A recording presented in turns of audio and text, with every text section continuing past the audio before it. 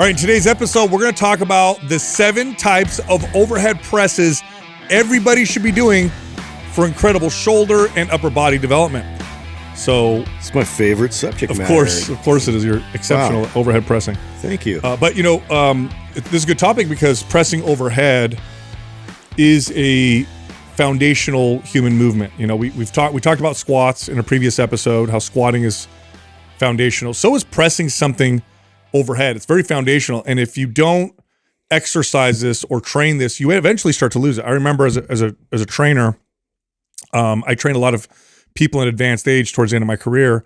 And I was always surprised, or I should say early on I was surprised. Then I wasn't so much because it was so common. I was surprised at how many of them lost the ability to simply straighten their arm out overhead without even pressing a weight. Yeah. Many of them couldn't even fully extend the arm overhead, and that had a huge negative impact on their quality of life. Yeah, I had the same experience. It was just baffling to me seeing a lot of clients with that inability to reach and extend their arm over their head. But then you start to think about like the kind of day-to-day patterns that they have established and then add decades onto that same patterning, and you just start to see like the body just wants to be efficient at what you do the most of. And so it forgets what you don't practice. That's it, man. That's why it's so important to consider a lot of these other movements that maybe you don't necessarily you really have to be intentional to produce those types of movements, but that's really to preserve the abilities that are going to come in handy for you, the rest of your life. Even if you don't, see, here's the thing with this, with foundational movements.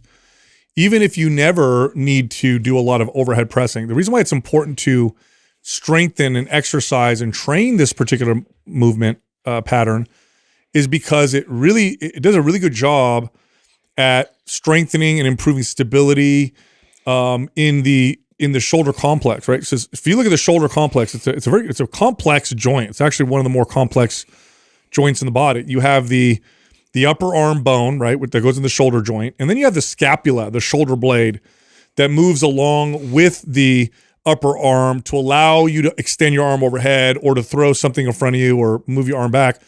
So they both kind of have to move together.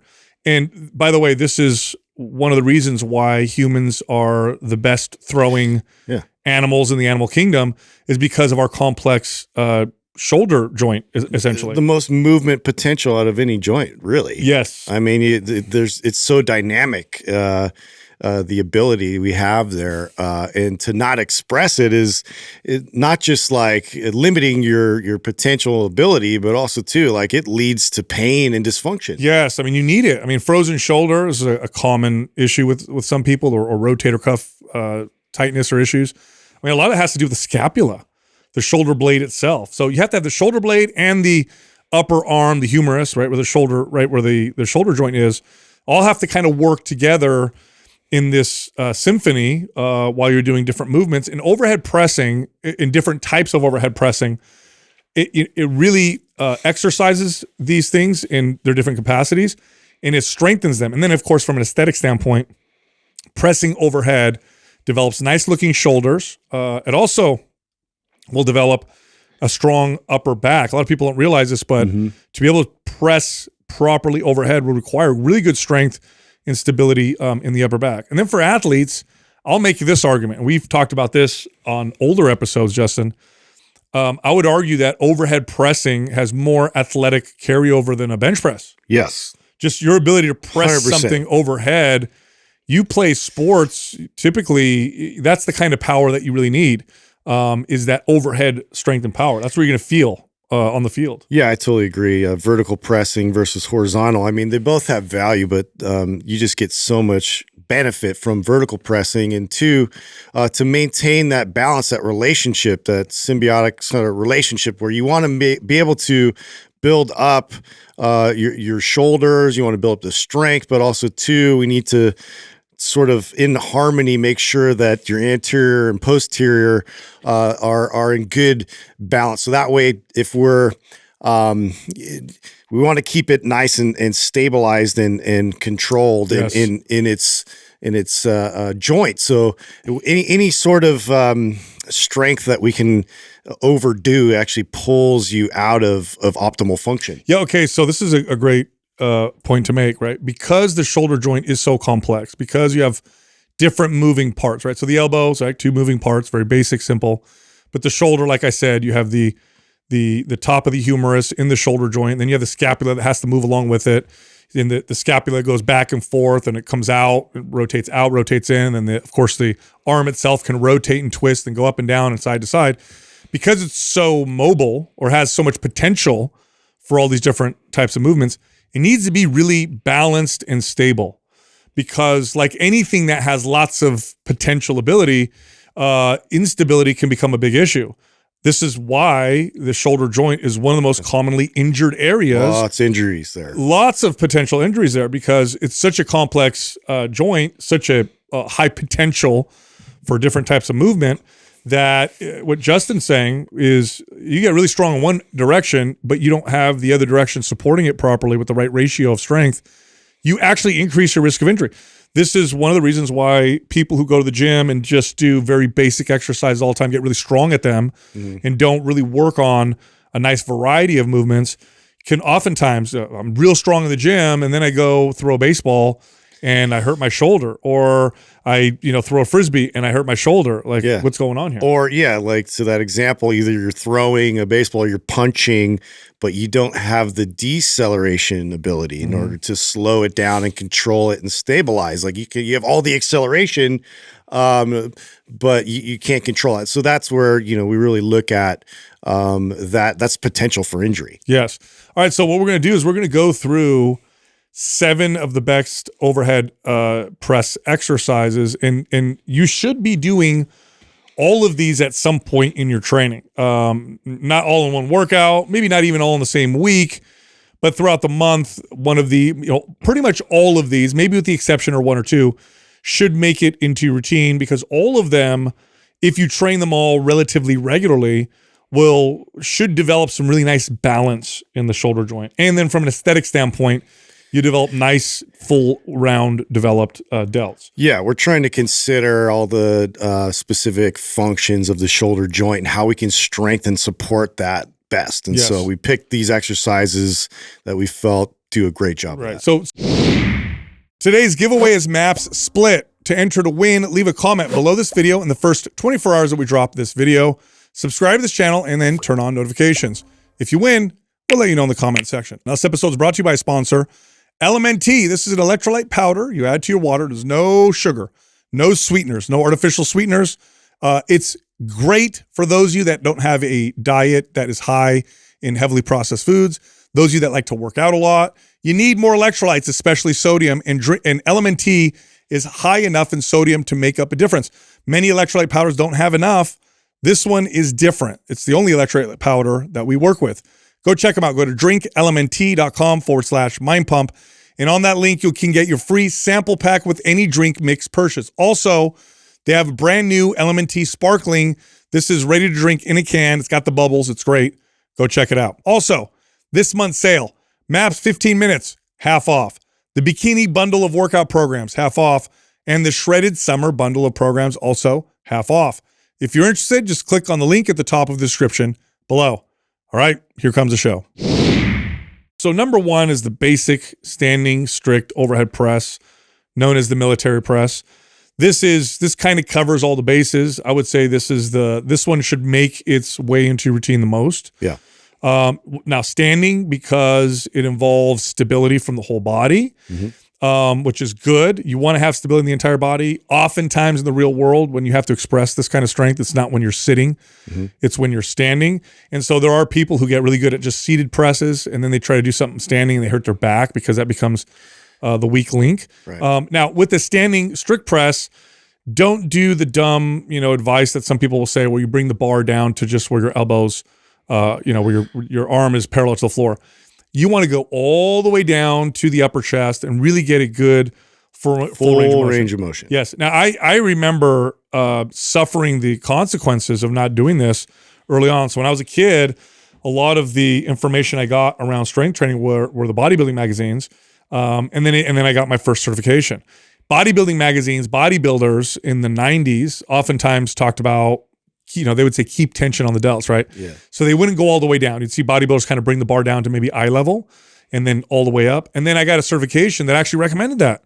They actually said, don't let a person's arms go down below parallel. Now, the reason why they said that was to make it as simple as possible for a trainer and to minimize risk of injury, which in reality probably increased risk of injury.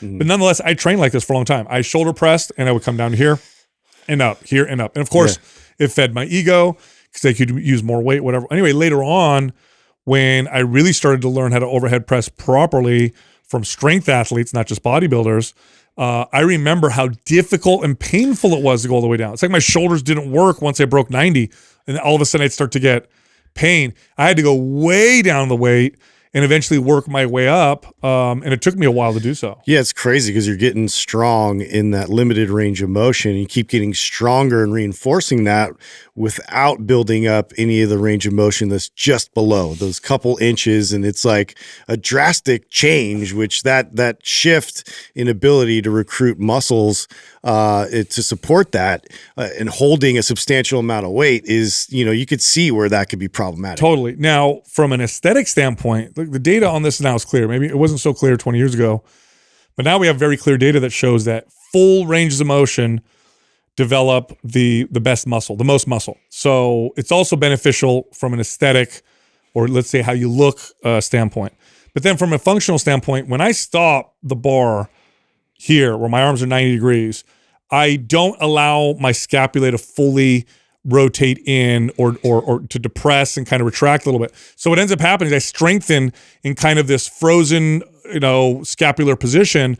And then if I ever have to bring something from this bottom position, I don't have the stability. And then it starts, this is when people are like, oh yeah, if you go all the way down, it hurts your shoulder. Well, yeah, it hurts your shoulder because you don't have that ability because you never trained it. Yeah, and also too, there's considerations while doing this strict overhead press where they say like get your head through the window, but really we're not trying to give any kind of forward head where I'm protruding forward and putting stress there on my neck and my spine.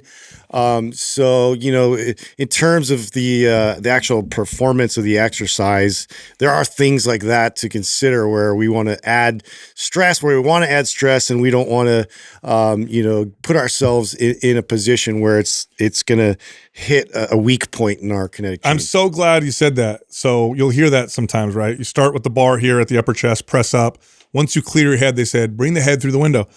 I don't like that cue exactly because of what you said. People perceive that like it sounds, push my head forward. No, it's like pulling your whole body through the window. Yes. What it is you're pushing up and then you're bringing the bar back and coming up nice and tall. So really your head stays in pretty much the same position.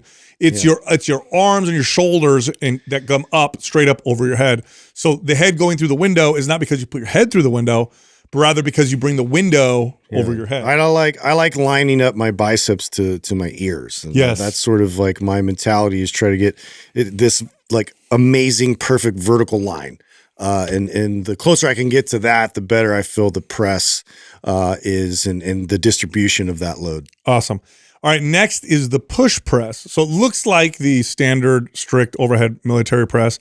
But the difference is when you have the bar here at the upper chest and you're staying nice and tight. By the way, when you bring down your upper chest, you're not resting it on your upper chest. Although it's sitting there, keep tension. You give it a boost with your legs. So you're popping it up. Now, some people say, well, that's cheating. Well, it's cheating if you're trying to do a strict press. But this is actually a different exercise itself. Lots of strength athletes train a push press because there's a lot of strength competitions that require you to use this technique to get the weight overhead. Olympic lifters use a version of this. They'll jump into a split stance, let's say, or down to a squat, or they'll just train the push press as a way to get into that. Jerk press. Jerk press. I learned the push press from one of my first bodybuilding manual books, which was Arnold Schwarzenegger's Encyclopedia Bodybuilding, and in there, Bertil Fox was the bodybuilder demonstrating. What a great name! I know, Bertil Fox. They call him Brutal Bertil Fox, and then later on he went to jail because he murdered his wife. That's a different lived story. Up to the name. Okay, different story. But anyway, he demonstrates this exercise, and he's using his leg force to drive the initial weight. Now, what this does, it allows you to generate more force. You lift more weight. Therefore, at the top of the movement, increasing stability and strength, but also it's a power movement. So this is a way to incorporate some speed into your press. for athletic purposes, it's extremely beneficial, because if you are pushing something overhead or moving in that direction, you're not typically keeping the rest of your body stationary. You are using your whole body at the same time. Expressing anything with more velocity and acceleration, you're stimulating the muscles in a completely different way. Okay, it's a fast twitch response. So now we're getting our muscles to contract, at a higher level too. And also, like, for athleticism, obviously you're doing everything in such a dynamic fashion to where, yes, you have to move very quickly. You have to add a lot of acceleration. So picking something up really quickly, throwing anything, it's all related to velocity. So this is a good way to strengthen in that recruitment pattern, but also be able to stabilize it properly and control it. What you're talking about with, adding the legs as part of that component. So, to be able to really kind of have that hip hinge, and load a bit of the forefoot in the beginning to be able to, this is one of those things that also preps you a bit more for triple extension, which, you'll see a lot in performance and athletic training. They really, emphasize triple extension because, to be able to use your body from basically your toes all the way to your fingertips and be able to express that full extension from all 3 points. There's a lot of carryover and a whole lot of things with jumping, with explosive moves, and getting out of certain positions and stance. So this is all like related to very, very important athletic things. This is actually one of my favorite types of overhead presses, and I like to do it with low reps at moderate intensity. I don't max out, but I pick a heavy weight and I'll do sets of like 2 or 3. I like this because I can see really big strength gains when I do this. And when I got good at these, I saw incredible development in my upper body. And then what you're talking about, Justin, is getting the whole body to communicate together. So it's not just my shoulders and triceps working, but the whole body to try to generate force. And this does translate to more muscle fiber recruitment, and then, of course, to athletic performance. Next, this one is one that I didn't do till later in my training career. This was the one-arm kettlebell press. Mm-hmm. Now, what I liked about first off, the kettlebell is unique in the sense that the weight of the kettlebell, the handle's at the hand, but the weight is down here on the forearm. And that does change by itself, without anything else, does change the dynamic and the placement of the weight. Now it's resting on my forearm, and I have to stabilize it totally different versus when the weight is up here like it would be with a dumbbell. Mm-hmm. It also allows me to rotate and twist as I'm pressing. And so my elbow moves in at my side at the bottom, and it comes up and rotates out at the top. And again, because the weight is behind my arm, oftentimes that helps people get that real nice full extension at the top with the bicep next to the so much more of a functional press, which, yes. I mean, again, there's that word, but I'm going to use it because if you feel the difference with the type of stress elbow, wrist, shoulder receives from more of a stationary press that's very much linear. It's like 90-degree angles versus doing something in a spiral fashion. So yes, the loading, it helps you to be able to get in the rack position a lot easier to start, which is beneficial on its own, but then to be able to press and rotate, now we're getting another element. So this is where the multiple planes, you can incorporate something like a kettlebell press that adds rotation in to be able to, because you have rotator muscles that help stabilize the whole complex in your shoulder. So to be able to strengthen that and reinforce that, this is a great move. It's a great exercise just for aesthetics too. The range of motion is so deep and so full. The squeeze at the top, because of the way where the weight is placed on the forearm, again, allows you to get that real full straight extension. It's one of my favorite like bodybuilding type of overhead press. So you don't see a lot of bodybuilders use these, but they should. It's a really, really good. Well, it's going to extend the health of your shoulder joint. Yes. And I like doing them one arm because I do like having no weight in the other arm and trying to maintain stability. Although you could do 2 arms at the same time or alternating. They're all very similar. For me, I like to do one arm at a time. Yep. Next is an exercise I know we're going to get some flack for. The behind the neck press. Oh my God, don't do that. So bad for your shoulder. Okay. First off, all exercises, all the ones we listed here, we're going to talk about today, all of them, if you perform them with good stability, good control, and mobility, and you're using a weight that's appropriate, they're all safe. If you can do an exercise safely, then that exercise is safe, okay? The reason why the behind the neck press gets a lot of flack is because a lot of people lack the shoulder mobility to do a behind the neck press properly. Because what it requires is, first off, you have to be able to bring your shoulders way back and your shoulder blades way back. So if I'm pressing in front of me, my shoulder blades are spread out a little bit. When I bring the bar behind my neck, my shoulder blades have to come together and retract while they're rotating out and down as I'm pressing. So this is a totally different type of overhead press. And I'm gonna tell you right now, if you've never done this, first off, go real light, like start with a stick and then practice the movement and slowly add resistance. Don't go beyond what you think is safe. But once you start to get good at this, like this develops your upper back and your shoulders to a completely different degree. And it's funny to me that people refer to this as a bodybuilding exercise. It was really popular in the 90s in particular, because this is an Olympic lifting exercise. Olympic lifters press behind the neck all the time. Again, that relationship, right? It's such a delicate relationship, and we need to make sure that the posterior side, the rear delts, like everything else that's stabilizing your shoulders and keeping them from protruding too far forward and getting too much stress. This is a great exercise to reinforce that strength and that stability and control. However, the limitation is pretty great because not a lot of people have the ability right now to externally rotate their shoulders all the way back, right? A lot of times too, our hands, maybe we can get our elbows back and we can get our shoulders, but can't get our hands back. So obviously this is why we stress in our prime compass tests is the wall test is a great one to work on to, slowly kind of regain that ability and that range of motion. So, this could become an exercise that you could incorporate in your routine. This was a movement that I tried doing later on, couldn't do it, didn't have the shoulder mobility, gave up on it, then brought it back. And at this point, I was more experienced and I just went light. I just went real light. In fact, I remember I started doing it with the bar. And I just started practicing the movement. And I remember with just the bar, right? I could have pressed more weight overhead, but I could tell that I wasn't stable enough to support more weight. Just the bar, I got the craziest delt pump. I'll never forget. I was like, oh my gosh, I got a crazy pump. I'm gonna get good at this. And I did.